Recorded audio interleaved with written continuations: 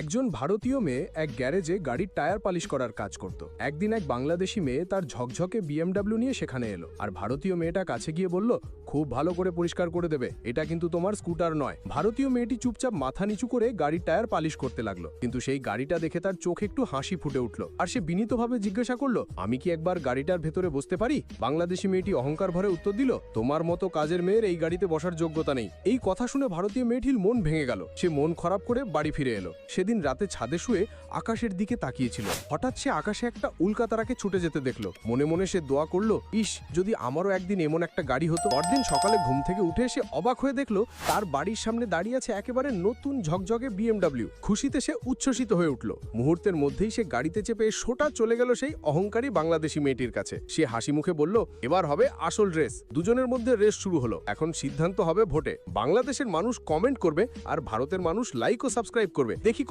জি